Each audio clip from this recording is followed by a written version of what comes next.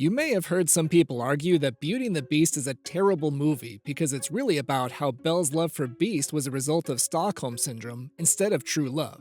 But this is all wrong. Most importantly, many people don't know that Stockholm Syndrome isn't even recognized by psychologists as a diagnosable mental or emotional disorder. So the syndrome and some of its alleged symptoms you see here are a pop culture pseudoscience at best. Stockholm Syndrome got its name from a 1973 bank robbery in Stockholm, Sweden, when 4 hostages who had been taken captive by bank robbers eventually refused to testify against their captors after developing compassion for them. And ever since, pop culture has mischaracterized Stockholm Syndrome as the effect when someone, usually a woman, falls in love with her captor, which is why some have thrown Belle's love for Beast into that camp of a victim-captor relationship. But even though these symptoms are still considered a pseudoscience, I'm going to go through each one and give you 7 facts to prove Belle's love for Beast wasn't because of Stockholm Syndrome. The first symptom is that there's a severely uneven power dynamic where the captor dictates what the prisoner can and can't do. Beast does place some rules on Belle to dictate where she can and can't go, but I wouldn't call letting a prisoner go wherever she likes, except one specific location, as a severely uneven power relationship. The castle is your home now, so you can go anywhere you like, except the West Wing. What's in the West? It's forbidden! And he didn't even give her a threat of violence to go along with those rules, which leads to my next point. Number 2, the captive is held under the threat of death or physical injury and in poor conditions. First, about the poor conditions, the Beast doesn't force her to stay in the dungeon, because Lumiere easily convinces him to have Belle stay in one of the bedrooms with access to the same living conditions as him. But the most important factor here is that Belle wasn't taken against her will. She volunteers to exchange her captivity for her father's. You have my word. Done!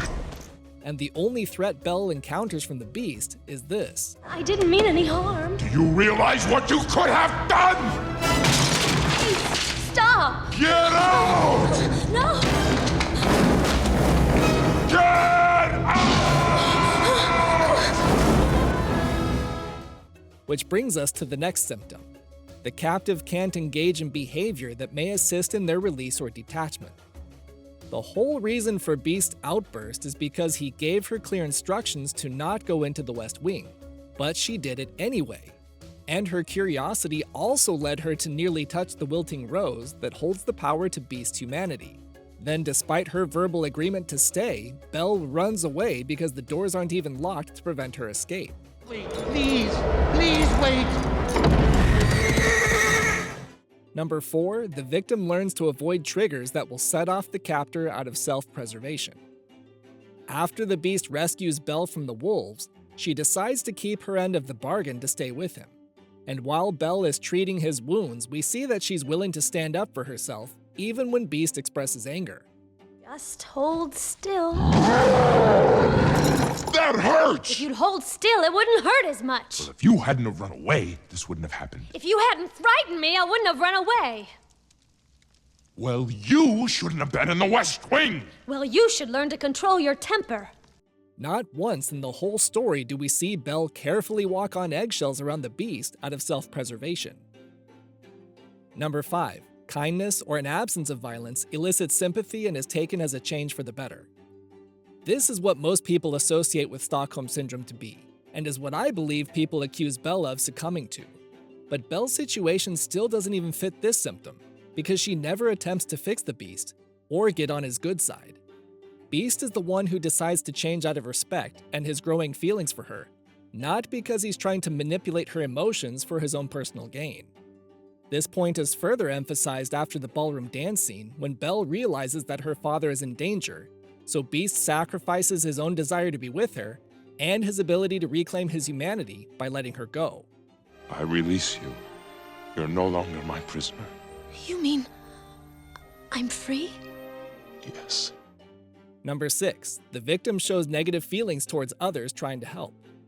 When Belle returns home and finds Gaston has gathered a mob, she tries to talk them down, not because she's been gaslit by Beast to believe he's something he's not, but because he has honestly changed himself for the better.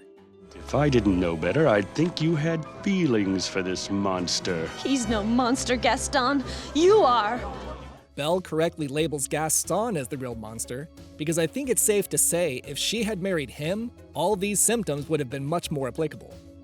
But an important point to remember is that the prologue explains the curse had to be broken by true love, not coerced love. The narrator doesn't use those specific words, but I think we can read between the lines to arrive at that conclusion. Because it's difficult for me to believe the spell could be broken by someone who trauma bonded with the beast based on these symptoms or any others I didn't bring up here. If anyone has Stockholm Syndrome in this story, it's LeFou, because of how much Gaston beats up on him, yet he still remains loyal to him. But if you'd like to show me some loyalty, then watch this video for more great content right here on Fun Fact Films.